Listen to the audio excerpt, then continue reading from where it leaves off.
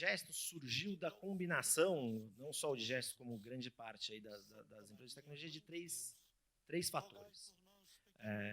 Sem esses três, seria impossível a existência do Digesto e a evolução do direito para isso. Primeiro é a digitalização das informações, seja ela pelos processos judiciais eletrônicos mais recentes, mas pelo próprio Diário Oficial eletrônico, que começou em 2006. Né? Então, se o judiciário quiser controlar isso, eu acho que a única forma que eu vejo disso voltar para trás é você acabar com informação eletrônica, voltar a ser tudo em papel, barriga no balcão. Seria impossível você ter o fenômeno que você tem hoje em dia, caso isso fosse dessa maneira. Então, digitalização de informação judicial tornou esses dados acessíveis a serem processados por computador. Ainda muito pouco estruturado, tem todo um trabalho para isso, mas tornou possível que a gente tenha acesso à informação. A segunda é um fenômeno que acompanhou desde o início da internet, de ferramentas open source, né? Código aberto. Hoje em dia você consegue ter acesso a muita coisa que já foi feita e você consegue implementar coisas. Então, no Digesto a gente usa muita coisa que foi feita, ferramentas que foram construídas pelo Facebook, pelo Twitter, ferramentas de tratamento de linguagem, de processamento de texto, são ferramentas abertas, estão aí disponíveis para quem quiser, tanto é que eu lá nas minhas horas vagas no escritório comecei a ter acesso a isso, hoje em dia, obviamente, de forma muito mais profissional, com uma equipe grande, mas são ferramentas, o ferramental para você tratar o texto, você transformar isso em dado, está disponível, é um fato. Né? A gente está chegando num momento, vem evoluindo muito isso, mas a gente está chegando num momento em que o texto vem sendo altamente compreendido pelas ferramentas aí de computação. E o terceiro fator é a computação em nuvem, que a gente, sempre que a gente fala de judiciário, a gente está falando de muito dado, muita coisa. O custo da computação em nuvem é barato, né? Então isso tornou acessível você conseguir rodar todos esses dados quase que num fundo de quintal. Se a gente fosse começar o Digesto devia ter começado há 6, 7 anos atrás, a gente tivesse começado há 15 anos atrás, você ia estar falando de um investimento de 2, 3, 4 milhões de dólares para montar computador, servidor, licença da Oracle, coisas que hoje em dia não são mais aplicáveis, você aluga isso por hora por um preço muito menor. Então, sem esses três fenômenos, a gente não estaria tendo a evolução e essa revolução tecnológica que a gente está vivendo no direito. É importante a gente ter isso em mente para saber onde a gente vai chegar também. Né? Quais são as diretrizes aí e de onde surgiu o problema. O que é o Digesto? O que a gente fez? Qual foi o negócio? A gente começou indo atrás de jurisprudência, mas de repente a gente falou, tem um negócio muito maior aqui, que para você extrair significado, dar sentido, a gente falou, a gente precisa ter o judiciário inteiro. E a gente começou há 6, 7 anos atrás a baixar todos os processos existentes no Brasil, todos os dias. E montamos uma rede aí de robôs, de ferramentas para parsear os dados e dar sentido a isso. Então, dentro do nosso banco de dados, um processo do Amapá, um processo em Santa Catarina, um processo no Rio Grande do Sul, e tem mais ou menos a mesma cara. A gente consegue comunicar. Então, eu consigo rapidamente identificar quais são todos os processos do Bradesco, ou quais são todas as execuções, ou quais são todos os processos sentenciados ou suspensos. A gente fez com que esses N sistemas diferentes dos tribunais falem a mesma língua. Né? E o que vem de recorte se comunica com o que está no diário, que tudo isso fale absolutamente a mesma língua. Então, basicamente é isso. A gente tem um total, hoje em dia são 280 milhões de processos, tem um estoque grande de processo encerrado já, que está dentro da base. O CNJ fala em aproximadamente 90, 95 milhões de processos, a gente tem visibilidade de mais ou menos 80, tem muito processo em segredo de justiça e um monte de processo encerrado. Né? O processo de JEC, o processo criminal, aí tem um ciclo relativamente curto. Então, eles vão entrando e saindo. E o que você faz com isso? Né? São basicamente três coisas. A gente tem uma parte de pesquisa, uma parte de inteligência. A inteligência eu vou entrar em detalhes um pouco. O que a gente chama de inteligência, e uma parte de operações. Inteligência é basicamente os usuários são escritórios e o mercado financeiro. Então é você conseguir criar ativos financeiros em cima de ações judiciais. Né? A ação judicial é uma expectativa de você pagar ou receber algo, né? Num tempo específico com um fator de risco razoavelmente ponderável, né? A partir do momento em que você tem uma série de entradas de dados, você começa a adquirir um pouco de previsibilidade, um pouco de conhecimento dessas ações judiciárias, ações judiciais massificadas, e você consegue transformar isso em algum tipo de ativo financeiro.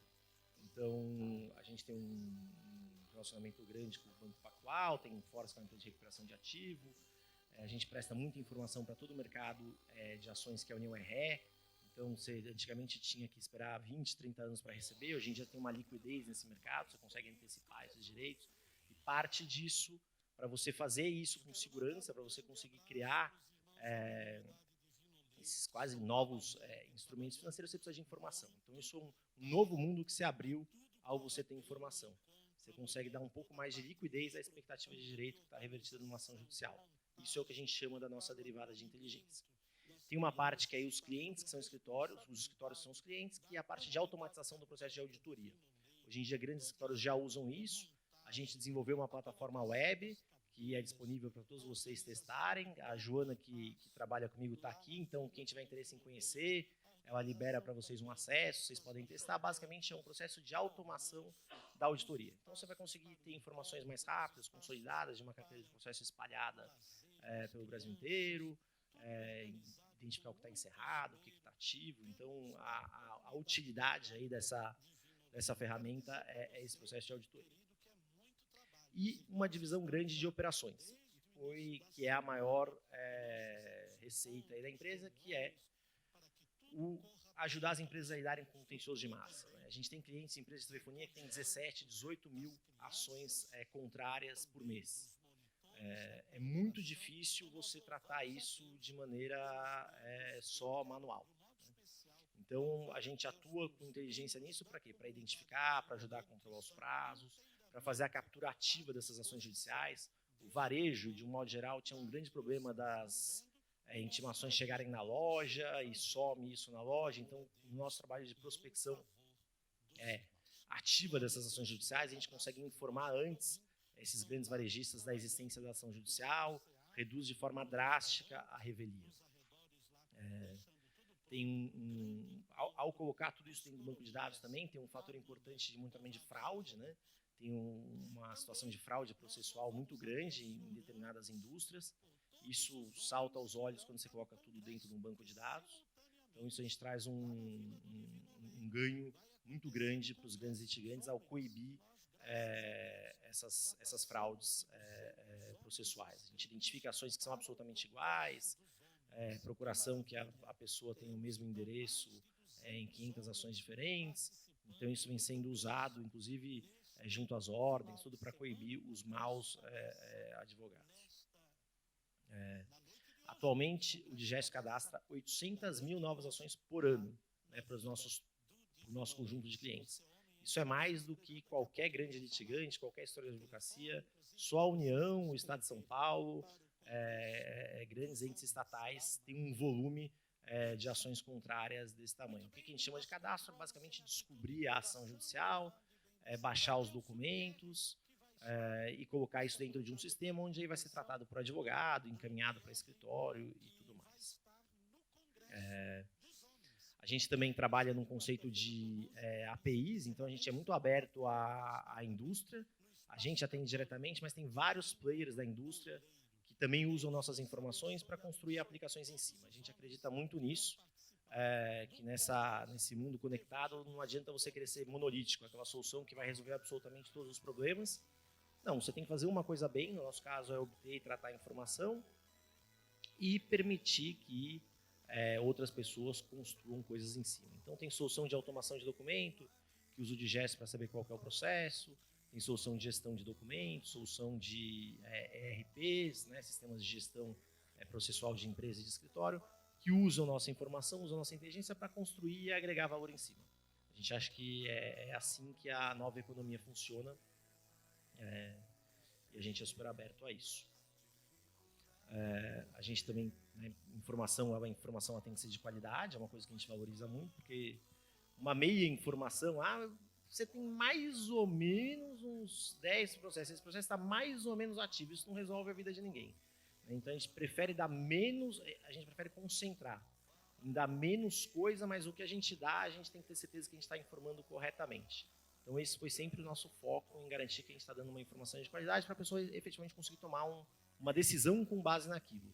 Seja uma decisão de investir para os nossos clientes financeiros, seja uma decisão de dar baixa num processo para os nossos clientes de empresa, ou seja, o advogado decidir se ele vai gastar o tempo dele examinando aquele caso ou se ele está satisfeito que aquele caso já está encerrado e ele pode concentrar em outros casos e isso otimizar mais sua hora e atender melhor o seu cliente.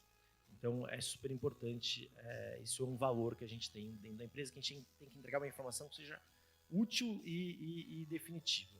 Que o simples cheiro da informação, é que ela tem alguma utilidade, mas isso não resolve, isso não gera o valor que resolve a vida do advogado. Aqui é nosso... Como é que eu estou de tempo, hein? Que eu falo, eu vou falando. Aqui é nossa equipe, sou eu, né? Aí depois, né, tem aquela história toda que eu contei no passado, aí surgiu um anjo na minha vida, que é o Ricardo, que é meu sócio, esse engenheiro de verdade, não eu, que era basicamente aquele apertador de parafuso. Ricardo fez IME, a gente se uniu,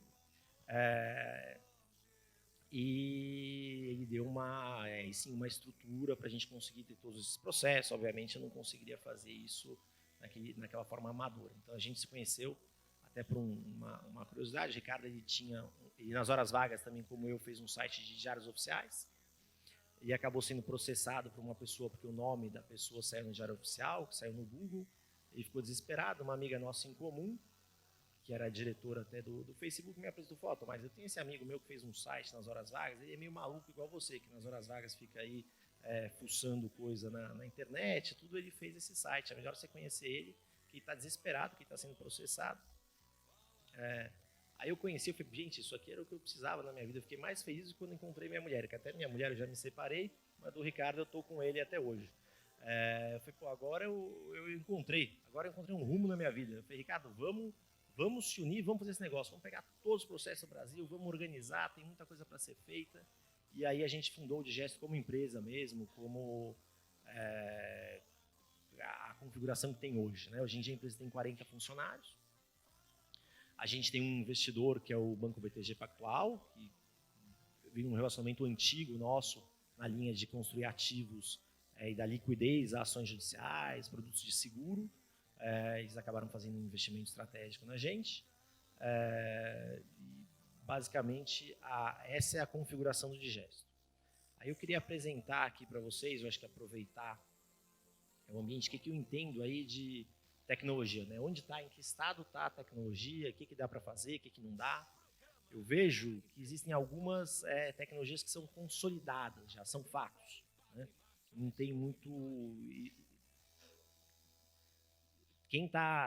Isso já não é mais uma novidade. Quem não está no que eu chamo de tecnologias consolidadas está fora, não está prestando um serviço adequado, seja o departamento jurídico, seja o escritório, são coisas que têm que ser utilizadas. Então a gente tem essa questão do cadastro automático, isso hoje em dia nós somos um provedor, existem outros provedores disso, mas basicamente é impossível um grande litigante operar sem ter uma ferramenta desse tipo. Os grandes litigantes também já usam intensamente a inteligência artificial para classificar andamentos, né? E para controlar a fatura de honorários. Ela ainda não serve para controlar todos os prazos, isso não é um uso intensivo ainda na advocacia, na prática da advocacia, mas na gestão da grande carteira se tornou um fato isso. As ferramentas de automação de documentos também para os escritórios de gestão de contencioso de massa, quem tem 100 mil, 80 mil, 90 mil, 100 mil processos também. Hoje em dia o paste copy do Word não dá mais, né? Acabou, isso é uma tecnologia que a gente não atua, não tem nada a ver com o Digesto, mas é uma tecnologia que está consolidada, que está em uso. Não tem mais como você operar sem isso. E também a consolidação das plataformas de contratação de correspondentes também. Isso eu acho que é uma coisa que está absolutamente consolidada.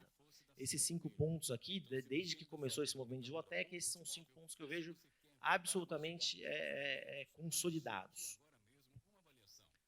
O que eu vejo que está se consolidando já são tecnologias que existem, estão aí, mas ainda não são 100% consolidadas. É o uso de relatórios de dados para embasar pareceres e decisão. Antigamente você só ia com o parecer do professor quando você ia despachar no STJ. Hoje em dia está se tornando cada vez mais comum a contratação de pareceres de quantidade de processos, de impacto econômico dos processos. Então, isso veio da sistemática do código, né, de 2015, você ter esses incidentes de demandas repetitivas. Essa questão toda passa a fazer sentido você conseguir quantificar esse volume, e os litigantes, né, então, pela lógica, isso era uma coisa suscitada pelo tribunal, mas isso vem cada vez mais sendo suscitado pelos litigantes que conseguem identificar o volume de ações diversas e provocar os tribunais, eventualmente, para o levantamento desses incidentes. Automação do processo de auditoria, então a revisão de grandes processos, de quantidades grandes de informação, começa a ser feita cada vez mais com auxílio de tecnologia e de máquina, não vai ter mais aquela situação de estagiário ficar virando noite, analisando 500, 900, 600 processos por dia. Isso vai ser peneirado por uma máquina e provavelmente um advogado, aí nem mais um estagiário, vai se concentrar naquilo que é mais importante. Relatórios voltados a juiz e a desembargador. Então, como a gente tem os dados todos consolidados, você começa a conseguir ter uma visão mais clara do comportamento de cada juiz, de cada desembargador. Então, tem um trabalho que a gente faz para setor, por exemplo, dano moral. Então, você vai ter uma visão clara de quanto cada juiz dá, o que vale a pena, se isso é revertido, se isso não é revertido. Você vai começar a ter isso cada vez mais disponível aos advogados. Você vai ter uma visão melhor do que cada juiz pensa de maneira mais organizada e consolidada. E aí também, numa coisa que não está dentro do que a gente faz, mas as ferramentas de automação de documentos, elas vão se tornar cada vez mais inteligentes, né? Já existem coisas um pouco rudimentares nisso, mas isso vai melhorar cada vez mais em se sugerir respostas aos advogados, né? É isso que eu acho que é o que está em consolidação. Nenhuma maluquice assim, que vai fazer trabalho de advogado, isso tudo eu não acredito. Acho que a gente está muito longe disso, mas a forma como o advogado gasta o tempo vai mudar drasticamente. O que eu entendo para o futuro, até estando aqui no conselho da OAB, aqui, eu acho que é um debate interessante. Eu não gosto nunca de fazer previsão, porque as próprias coisas que o DGES faz, quando eu tinha começado, se eu fosse prever que fazia, não tinha acertado metade. Então, o futuro depende muito de tecnologia, depende muito de como os dados vão estar disponibilizados, depende do que vai ser criado, da evolução que você vai ter no tratamento de texto. É muito difícil você prever exatamente qual vai ser o estado da tecnologia aplicada ao direito daqui 5 ou 10 anos. No entanto, isso aqui é uma norma da ABA, que é a Associação dos Advogados Americanos, já foi implementada em 28 estados, 28 OABs locais, né, estaduais, já implementaram isso, que é o que eles chamam do Do of Technological Competence. O advogado, antigamente, ele tinha que o quê? Conhecer o direito, entender as mudanças da lei, tá sempre estudando e se atualizando, e essa revisão que foi feita, isso é de 2013, esse texto, e já foi incluído hoje em dia, como eu falei, por 28 OABs. Ele não só tem que estar informado sobre a lei, sobre o que vem acontecendo e as mudanças da lei, mas ele tem que estar sabendo quais são as tecnologias que devem ser utilizadas para ele melhor atender o cliente dele, para ele melhor equacionar aquela questão. Ele não pode mais se limitar a dizer, nos Estados Unidos, o advogado que fala, eu não entendo de tecnologia, eu não gosto de computador, eu gosto de pesquisar o código na mão do meu jeito. Ele está cometendo uma violação ética. Eticamente, ele tem que estar obrigado a usar os ferramentais que estão disponíveis. Então, se você tem formas tecnológicas mais eficientes de fazer um trabalho, e seu trabalho vai ser entregue com um custo mais eficiente, uma pesquisa mais completa, ele tem o dever ético de ir atrás dessa tecnologia e atender o cliente da melhor maneira possível. Então, eu acho que o princípio que eu vejo para o futuro da advocacia, isso aconteceu com a medicina, o médico hoje em dia ele não pode dizer, eu quando tinha 60, eu quando me formei, eu diagnosticava câncer no cérebro, dando aquela marteladinha no joelho. Eu me recuso a usar tomografia computadorizada. Um médico que fala isso, ele é caçado, né? E no direito, acho que a gente vai caminhar para isso. Um arquiteto, não usa o CAD, eu só desenho na mão. Ele não tem nenhum lugar, né? O o direito eu acho que vai além, não é nem uma questão de mercado, de eficiência ou não. Ele tem que usar as melhores ferramentas de pesquisa. Se ele tem um réu preso, ele tem que ir atrás, tem que conhecer aquele juiz, tem que conhecer a jurisprudência, tem que usar o ferramental necessário para prestar o seu serviço. Esse discurso de que o advogado pode se dar o luxo de não gostar de tecnologia não só é mercadologicamente errado, como a gente vai começar a caminhar, como já está acontecendo em outros lugares, para isso ser até eticamente questionável. Você tem que usar, você tem o dever de estar informado e ir atrás do que é importante aí para a prática do direito, que passa a incluir ferramentas de tecnologia. É isso que eu penso para o futuro, né? Como que a gente vai caminhar aí essa união de direito e tecnologia. Que a tecnologia vai fazer parte do direito e é um dever do advogado saber o que está disponível. Por isso que a gente super apoia essas iniciativas como aqui da OAB e estamos aqui disponível a falar, a conversar, a debater. Era isso que eu tinha para hoje.